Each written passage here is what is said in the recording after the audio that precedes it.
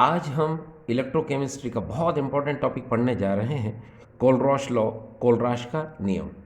देखिए आपकी mobile screen पर यहाँ एक फार्मूला गिवन है जो कोलरॉश लॉ को एक्सप्लेन करता है, कोलरॉश लॉ को रिप्रेजेंट करता है, कोलरॉश लॉ को बताता है।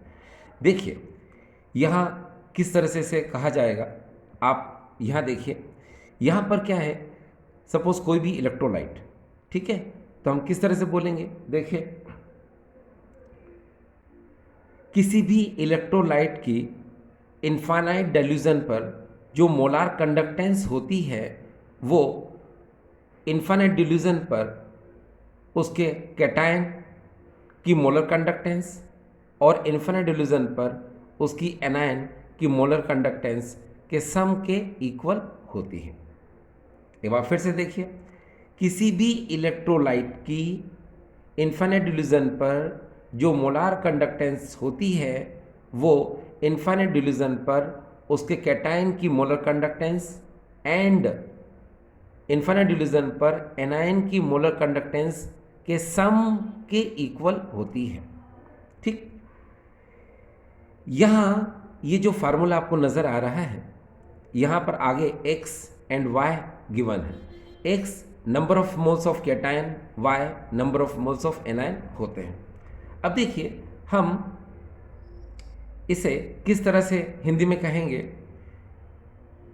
किसी भी विद्युत अपघट्य पदार्थ की अनंत तनुता पर आणविक चालकता अनंत तनुता पर ही उसके धनायन की आणविक चालकता तथा अनंत तनुता पर ही उसके ऋणायन की आणविक चालकता के योग के बराबर होती है। ठीक, एक बार फिर आप देखिए, किसी भी विद्युत अपघट्य पदार्थ की अनंत तनुता पर जो आणविक चालकता होती है वह अनंत तनुता पर उसके धनायन की आणविक चालकता तथा अनंत तनुता पर उसके ऋणायन की आणविक चालकता के योग के बराबर होती है। यहाँ पर ये जो x है ये धनायन के मोलों की संख्या और y जो है ये ऋणायन के मोलों की संख्या होती है। कभी कभी कुछ बुक्स में इस तरह भी रिप्रेजेंट होता है, देखिए इस तरह रिप्रेजेंट होता है, तो ये भी वही है, बस यहाँ V पॉजिटिव का मतलब होता है number of moles of cation यानी कि धनायन की मोलों की संख्या, V negative means number of moles of anion यानी कि ऋणायन की मोलों की संख्या। तो ये था कोलरॉश लॉ, कोलराश का नियम। लेकिन इससे हो सकता है आपको क्लियर ना हो।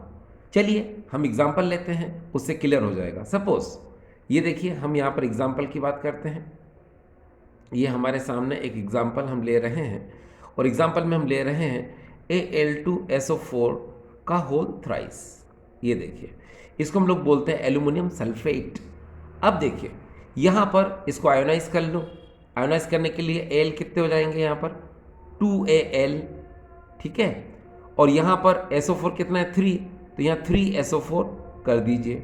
आप जानते हैं एल्यूमिनियम पर जो चार्ज होता है 3 पॉजिटिव होता है, ये देखिए 3 पॉजिटिव। अब 2 3 जा क्या हो गया, 6 हो गया यहाँ पर पॉजिटिव में। अब आगे ऑलरेडी 3 है यहाँ पर, इसका मतलब इस पर चार्ज क्या होगा 2 नेगेटिव। ये देखिए ये क्लियर हो गया। अब यहाँ देखिए ये 2 क्या है, तो देखिए अगर आप इस फार्मूले के अकॉर्डिंग देख रहे हैं, इसके अकॉर्डिंग ये देखिए, तो यहाँ पर x इक्वल टू ये 2 है और यहाँ आप 3 को देख रहे हो तो यहाँ पर ये y इक्वल टू क्या हुआ 3 हुआ। ठीक, आपको अगर इस फार्मूले के अकॉर्डिंग देखना है तो देखिए v पॉजिटिव यहाँ पर 2 हुआ, ठीक, और यहाँ पर v नेगेटिव कितना हुआ डियर, ये 3 हो गया।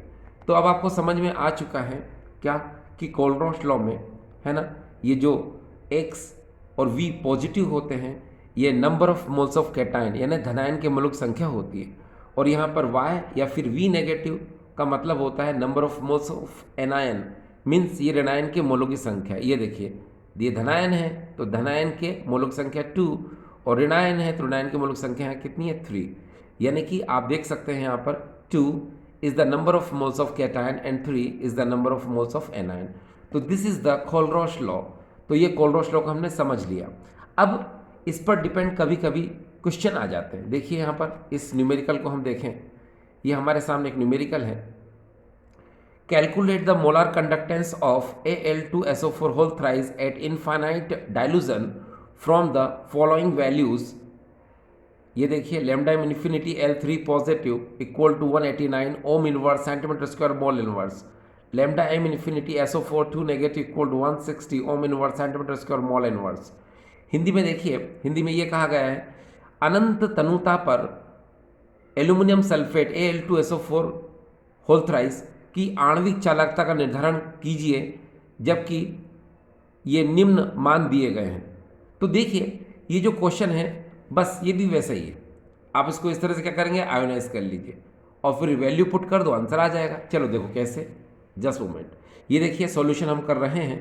तो यहाँ पर आप सबसे पहले ये जो Al2SO4 का होल थ्राइस है इसको आप आयोनाइज कर लो। मैं बता चुका हूँ आयोनाइज कैसे करते हैं। 2Al3 पॉजिटिव, ठीक है, फिर प्लस क्या हो जाएगा 3SO4 2 नेगेटिव। ये देखिए अब इसको आप इस फार्मूले में रख लो या फिर इस फार्मूले में रख लो। रखते समय ध्यान रखना पहले फार्मूला आपको लिखना पड़ेगा, ठीक है। तो मैं क्या कर रहा हूँ, मैं ऊपर वाले फार्मूले का यूज़ कर रहा हूँ। चलिए देखिए कैसे, वॉच। यहाँ हो जाएगा लैम्डा इन्फिनिटी एम, ये देखिए ये लिख दिया मैंने। अब यहाँ पर इसको लिख लो आप, ये इलेक्ट्रोलाइट हो जाएगा। तो यहाँ लिख लिया मैंने Al2SO4 का होल थ्राइस।